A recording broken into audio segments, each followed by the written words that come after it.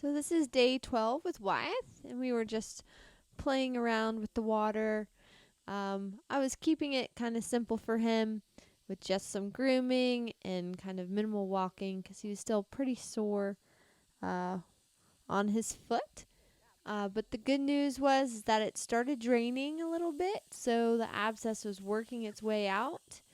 And then it finally kind of exploded and popped. So that was really good. And now fast forward to day 20 with Etan. So I had to go on a teach clinic and was gone for a little bit. So I had to come back home. And right now I was just checking him to see his soundness. He seems to be a lot better. He has dropped a little bit of weight and I'm going to be working on putting the weight back on him. And he's actually moving pretty good, so that's promising. And again, he is a pretty high flight, very kind of nervous horse. He's very alert.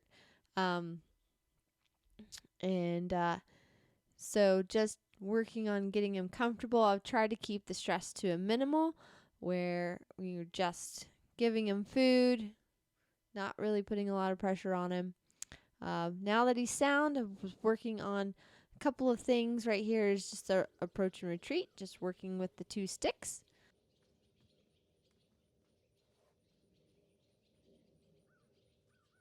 So I'm going to have to apologize for this camera angle. The inside camera screen on my phone got cracked, so kind of the struggles of sometimes videoing by myself. But again, I'm just working on approach and retreat with him. I'm getting him comfortable with seeing 2 sticks. He's very, very vigilant horse. He's very, again, kind of high flight. He runs first and then thinks later. So we're already making a little bit of progress here.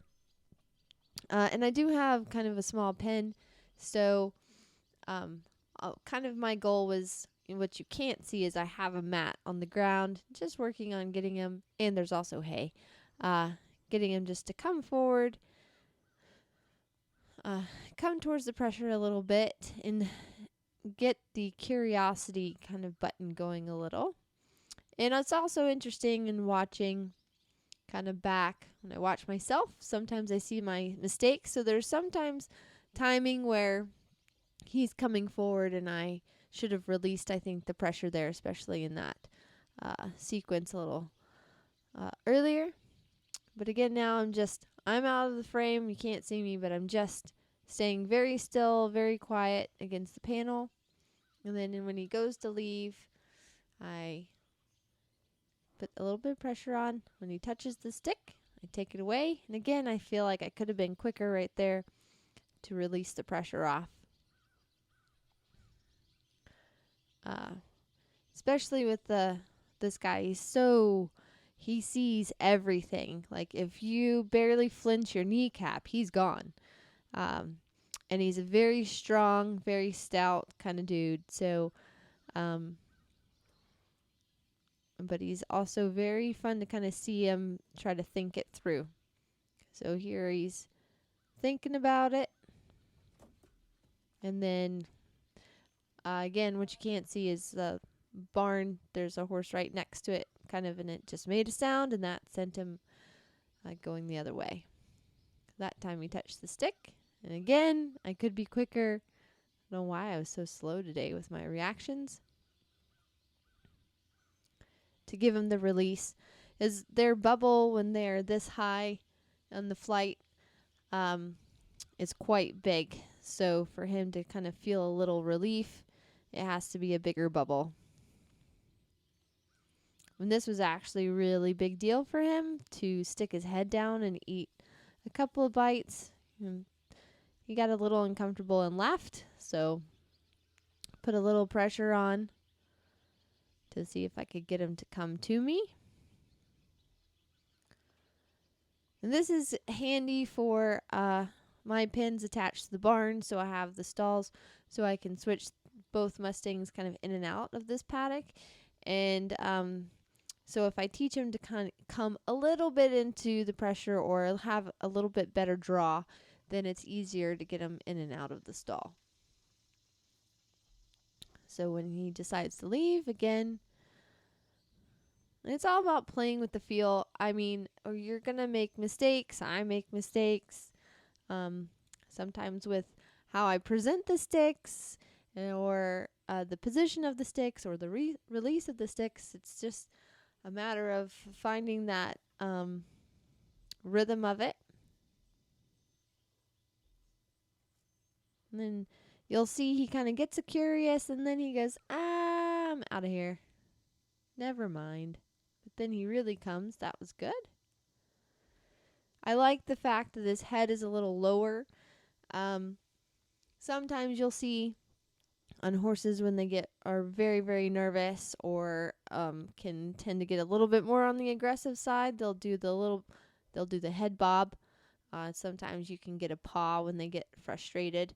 My past Mustang Dorado did a lot of the head bobbing, but he would be one that would charge. This guy is not offered any charging. He just runs away. And there, he does a good job of touching the stick. And now the response is getting a little quicker for when the 2 sticks come out. He knows he's supposed to come and touch. And then I release. So now my timing has gotten better. You can see he's starting to think about it. That was an even quicker response. And right there, I feel like once he turned, I should have taken the pressure off. And that spook was from I lost my balance, which you couldn't see. That was really good coming into that. He's lowering his head. Probably should have gave him a little bit more time when he dropped his head before I asked for him to step to me.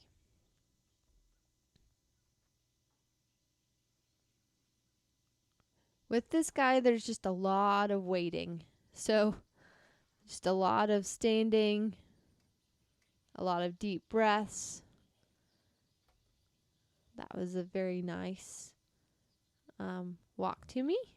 And he touched the stick. That time I could do a big release. You can see he has a tip of his ear missing. Sometimes Mustangs will get frostbite on their ears and can miss a portion of it, or sometimes some horses can lose a whole ear.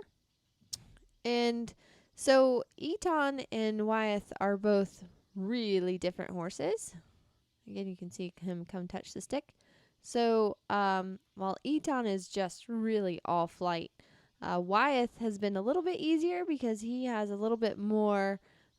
He's not aggressive, but he definitely comes into it and bows up a lot more. So, but sometimes I feel like when they're a little aggressive, it's almost easier because they are coming to you, and they're if they're afraid of something, they kind of know to go to it. That instinct, a little bit of that fight, and you can tend to turn that a little quicker than the ones that have high flight and just want to run. But it's pretty fun working with the different horses and learning.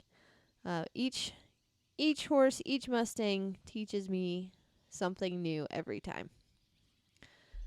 So for Etan, it's definitely been just a lot of slow work getting him to inch to me.